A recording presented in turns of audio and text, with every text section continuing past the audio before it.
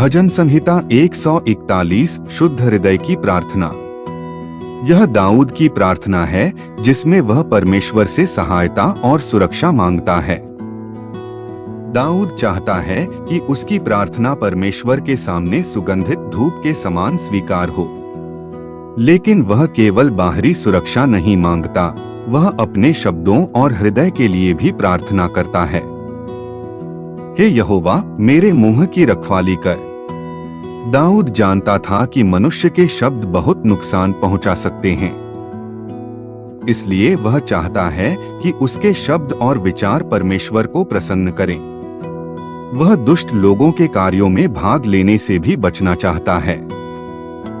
यह भजन हमें सिखाता है कि सच्ची धार्मिकता केवल बाहरी जीवन नहीं, बल्कि अंदर के विचारों और शब्दों से भी जुड़ी है। सीख, हमें अपने शब्दों पर नियंत्रण रखने की आवश्यकता है। परमेश्वर केवल हमारे कार्य नहीं, बल्कि हृदय को भी देखता है। बुराई से दूर रहने के लिए परमेश्वर की सहायता जरूरी है। सोचने का प्रश्न, क्या मेरे शब्द और विचार परमेश्वर को प्रसन्न करते हैं? भजन संहिता 142 अकेलेपन में परमेश्वर। यह भजन उस समय लिखा गया जब दाऊद गुफा में छिपा हुआ था। वह अकेला, डरा हुआ और परेशान था। उसे लग रहा था कि कोई उसकी चिंता नहीं करता। लेकिन उसी स्थिति में वह परमेश्वर को पुकारता है और अपनी सारी परेशानी उसके सामने खोल देता है। जब मेरा मन मेरे भीतर व्याकुल हो गया, तब तूने मेरी चाल को जान लिया। यह भजन हमें सिखाता है कि चाहे संसार हमें भूल जाए, परमेश्वर हमें नहीं भूलता। जब कोई हमारा साथ न दे, तब भी परमेश्वर हमारे साथ रहता है। दाऊद जानता था कि उसकी सच्ची शरण कोई स्थान नहीं, बल्कि परमेश्वर स्वयं है। सीख, परमेश्वर हमारे अकेलेपन को समझता है। हम अपनी हर चिंता उसके सामने रख सकते हैं। सच्ची शरण केवल परमेश्वर में मिलती है। सोचने का प्रश्न, जब मैं अकेला महसूस करता हूं, तब क्या मैं परमेश्वर के पास जाता हूं? भजन संहिता 143 मार्गदर्शन की पुकार। इस भजन में दाऊद कठिनाई और कमजोरी के बीच परमेश्वर से मार्गदर्शन मांगता है। वह स्वीकार करता है कि कोई भी मनुष्य परमेश्वर के सामने अपने बल पर धर्मी नहीं ठहर सकता। दाऊद थका हुआ और निराश था, लेकिन फिर भी वह परमेश्वर पर आशा रखता है।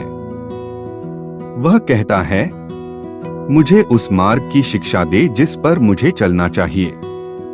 यह भजन हमें सिखाता है कि जीवन की उलझनों में हमें परमेश्वर के मार्गदर्शन की आवश्यकता होती है। अपनी समझ सीमित है, लेकिन परमेश्वर सही रास्ता जानता है। दाऊद यह भी चाहता है कि परमेश्वर का आत्मा उसे सीधे मार्ग पर चलाए। सीख, परमेश्वर से मार्गदर्शन मांगना बुद्धिमानी है। कमजोरी में भी परमेश्वर आशा देता है। हमें अपनी इच्छा से अधिक परमेश्वर की इच्छा खोजनी चाहिए।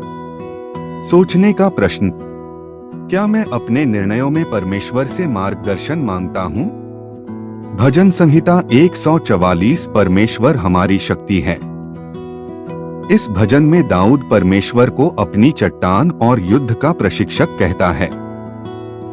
वह समझता है कि उसकी शक्ति और विजय उसकी अपनी क्षमता से नहीं, बल्कि परमेश्वर से आती है। दाऊद मनुष्य के जीवन की क्षणभंगुरता के बारे में भी सोचता है। वह कहता है कि मनुष्य की आयु छाया के समान है, इसलिए सच्ची सुरक्षा केवल परमेश्वर में है। भजन के अंत में दाऊद उस राष्ट्र को धन्य कहता है जिसका परमेश्वर यहोवा है। इसका अर्थ है कि सबसे बड़ी आशीष धन या शक्ति नहीं, बल्कि परमेश्वर की उपस्थिति है। सीख, परमेश्वर हमारी शक्ति और सुरक्षा है। मनुष्य का जीवन अस्थायी है। सबसे बड़ा धन परमेश्वर के साथ संबंध है। सोचने का प्रश्न, क्या मैं अपनी शक्ति पर भरोसा करता हूँ या परमेश्वर पर? भजन संहिता 145 परमेश्वर की महानता और दया। यह दाऊद की स्तुति का भजन है। वह पूरे हृदय से परमेश्वर की महानता का वर्णन करता है और कहता है कि वह प्रतिदिन उसकी स्तुति करेगा। यहोवा अनुग्रहकारी और दयालु है, विलंब से कोप करने वाला और अति करुणामय है।